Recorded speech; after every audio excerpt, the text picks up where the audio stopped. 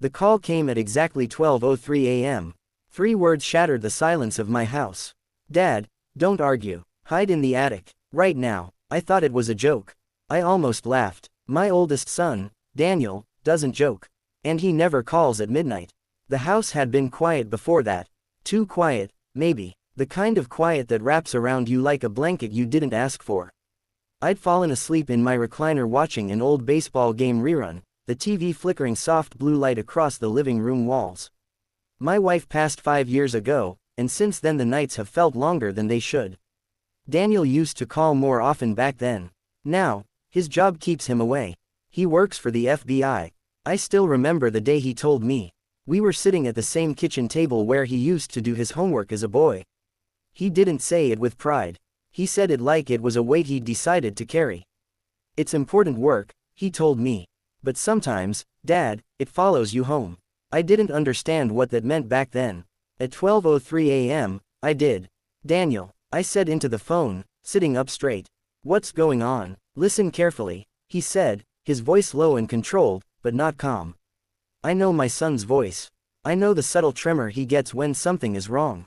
Are you alone? Yes, I answered. It's just me. A pause. Then he said it again. Slower. Clearer. Go to the attic. Turn off every light. Take your phone. Lock the hatch behind you. My heart started to thud so loudly I could hear it in my ears. Why? Another pause. Dad, he said, softer now. Please. He hasn't called me dad like that since he was 16 and afraid to ask for the car keys. I stood up immediately. The hallway felt longer than usual as I walked toward the garage ladder that leads to the attic. I flipped off the living room lights, then the kitchen. The refrigerator hummed in the darkness. The house felt unfamiliar without its glow, like it belonged to someone else. Daniel, I whispered into the phone as I climbed the ladder, my knees creaking louder than the wood. You're scaring me. I know, he said. I'm sorry. There was something else in his voice. Not just urgency. Guilt. The attic smelled like insulation and old cardboard. I pulled the ladder up behind me and eased the hatch closed. Total darkness swallowed me until my eyes adjusted slightly to the faint streetlight slipping through the small circular vent. I sat down on an old storage trunk and tried to steady my breathing. Now what? I asked. Stay quiet, he said. If you hear anything outside, don't react. I'm on my way. On your way from where? I asked. He hesitated. It doesn't matter. It mattered to me. Daniel had been distant for the past few months. Not cold, just distracted. Our Sunday dinners became once-a-month visits. He'd check his phone more often. Once, I asked him if everything was okay. He smiled, but it didn't reach his eyes. Work stuff, he'd said. It'll pass. It didn't pass. 2 weeks ago, he stopped by unexpectedly. He walked through the house slowly, almost thoughtfully, as if memorizing it. He asked about the neighbors, Mr. Halpern next door, the young couple across the street. He even checked the locks on the back door. At the time, I thought he was just being protective. Now, sitting in the attic with my pulse racing, I replayed every second of that visit. Daniel, I whispered, is this about your job? Another silence. Yes. That one word felt heavier than anything else he could have said. Below me, the house remained still. No creaking floors, no slamming doors, just the distant hum of the highway and the ticking of cooling pipes. I don't understand, I said. I'm just a retired schoolteacher. Who would? Dad. His voice sharpened slightly. Did anyone unusual come by recently? Any new neighbors? Deliveries you weren't expecting? My mind scrambled. I thought of the package that arrived last week with no return address. It had been addressed to me but contained only a book, an old edition of Moby Dick. I assumed it was a mistake. There was a book, I said slowly. A book. His tone changed. Yes. No note. Just my name. What did you do with it? It's downstairs. On the coffee table. I heard him exhale through his teeth. Daniel, I said, fear creeping up my spine. What is happening? I need you to trust me, he said. And I do. I always have. Daniel has been my steady one since he was a boy. When his mother got sick, he stepped up without being asked. He drove her to appointments when I couldn't.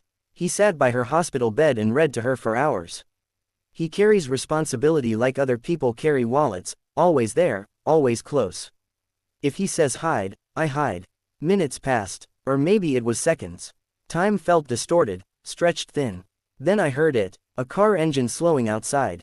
My breath caught. Headlights swept faintly across the vent opening, creating brief moving shadows along the attic rafters. I held the phone tighter. "Daniel," I whispered urgently.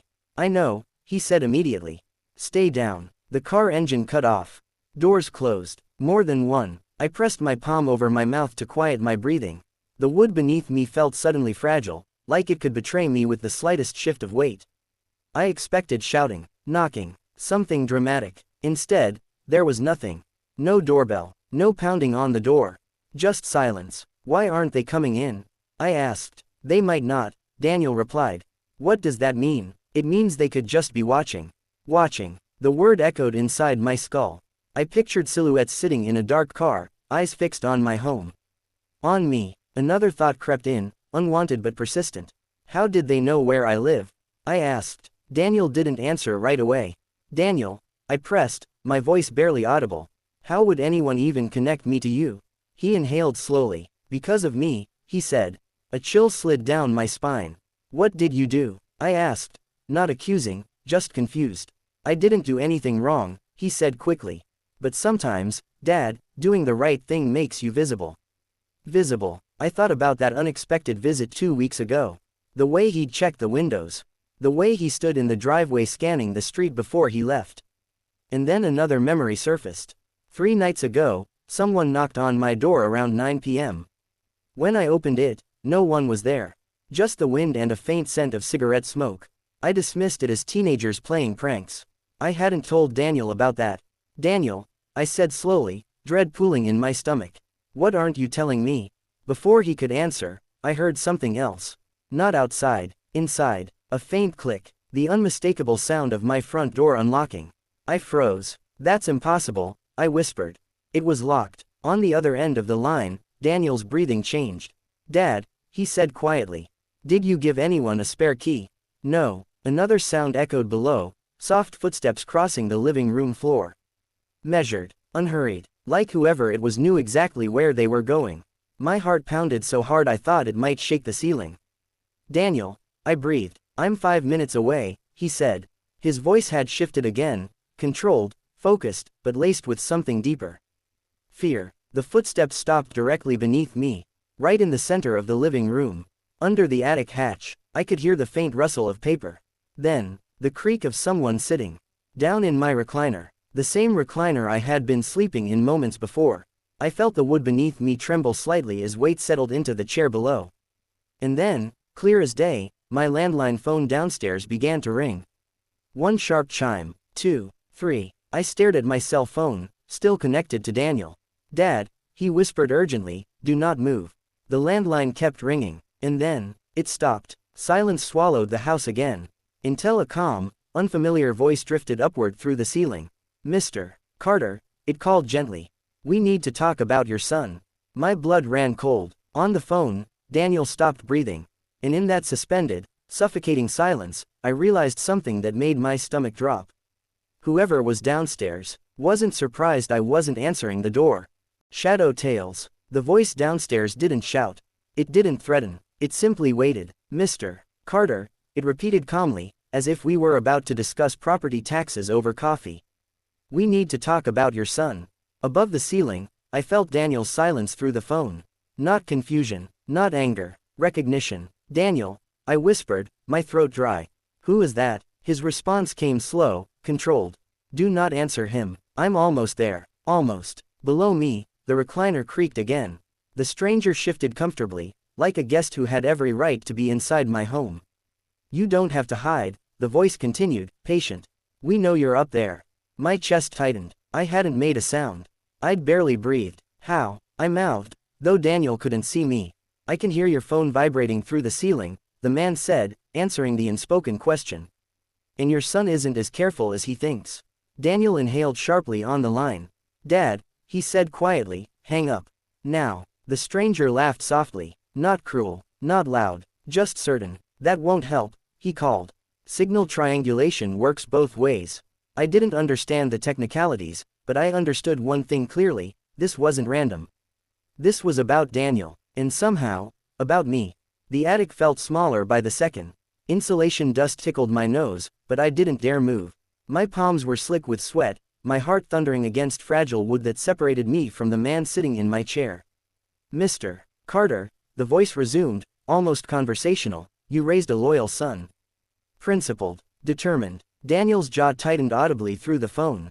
But loyalty, the stranger added, can make people reckless. Dad, Daniel whispered urgently, don't engage him. I'm pulling onto your street. Headlights briefly flashed through the attic vent again. The man downstairs stopped speaking. I heard him stand. Slow footsteps crossed the living room floor toward the front window. He's here, Daniel muttered. Silence stretched thin. Then the stranger spoke again, softer now. He came alone. My stomach dropped. Daniel, I breathed. I'm outside, he confirmed. Stay where you are. Another pause. Then something unexpected happened. The stranger didn't move toward the door. Instead, I heard the soft clink of something being placed on the coffee table. A small object, metal against wood. Mr. Carter, he said gently, I'm going to leave something for you. You deserve context. The front door opened, closed, an engine started, and just like that, he was gone. I didn't realize I'd been holding my breath until my lungs burned. Dad, Daniel called sharply, is he still inside? I don't think so. Stay put. Seconds later, the front door burst open again, this time with urgency. Fast footsteps, familiar footsteps. Dad, Daniel's voice echoed through the house. In the attic, I croaked. The ladder rattled as he pulled it down and climbed up 2 steps at a time. When his head appeared above the hatch, the streetlight caught his face. I had never seen my son look like that. Not afraid, haunted. He pulled himself fully into the attic and shut the hatch behind him. For a moment, we just stared at each other in the dim light. He looked older than his 38 years. Are you hurt? He asked immediately. No. He exhaled deeply and sat across from me on the old trunk. I'm so sorry, he said. For what? I demanded, the fear finally turning into something sharper. Who was that? How did he get in? What is happening? Daniel rubbed his hands over his face, choosing his words carefully. There's an internal investigation, he said. At work. My pulse quickened again. Internal. Yes. Sensitive cases. Information leaks. I tried to process it. You think someone believes you leaked something? No. His eyes met mine, steady and firm. I know I didn't, but someone thinks you did. He nodded once. And they come to my house. Sit in my chair. My voice trembled. To intimidate you. Daniel hesitated. That wasn't intimidation, he said quietly. Then what was it? He swallowed. It was a warning. The words settled between us like smoke. About what? I asked. About proximity. I stared at him. Stop talking like a report. Talk to me like your father. His expression softened. They think I've been meeting someone unauthorized, he said. Someone connected to an old case. And have you? Another pause. Yes. The air left my lungs. Daniel, it's not what it sounds like, he said quickly. Years ago, I worked a case involving financial corruption. It was closed, but not cleanly. Recently, new information surfaced. I met with a former source off the record to verify it before filing anything official. You didn't tell your supervisors. No. Why? Because I didn't know who I could trust. The words hit harder than anything else tonight. You're FBI, I whispered. And you don't know who you can trust. He gave a humorless smile. Sometimes that's when trust gets complicated. I thought back to the stranger's calm voice. The certainty. The way he knew I was upstairs. This investigation, I said slowly, does it have permission to scare families? Daniel's jaw tightened. Officially, no. A cold understanding crept over me. So that man wasn't following rules. No. Then why didn't you bring backup tonight? His eyes flickered. I couldn't risk escalating it. You mean you didn't want your colleagues seeing my house on their reports? Silence confirmed it. We sat there in the dim attic, father and son, separated by more than just wood and insulation. You said doing the right thing makes you visible, I murmured. Visible to who? Daniel looked at the hatch. To people who don't want certain things uncovered. A chill ran through me again. Daniel, what did he leave downstairs? His face shifted slightly. I don't know. We climbed down together slowly. The house felt different now, disturbed. Violated in a quiet, precise way. The living room light was still off. Only moonlight filtered through the blinds.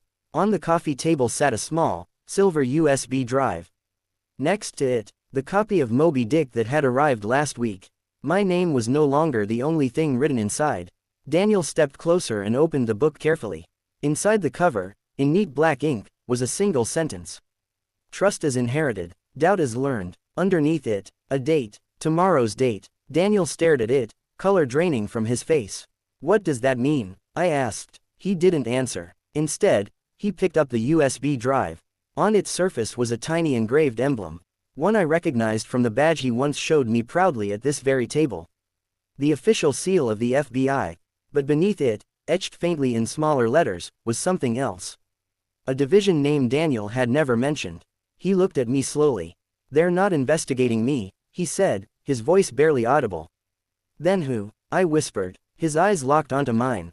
I think they're recruiting you. Before I could respond, his phone buzzed in his hand. He glanced at the screen. And for the first time in my life, my son looked afraid of answering his own call. Dad, he said quietly, staring at the unknown number, if I pick this up, everything changes.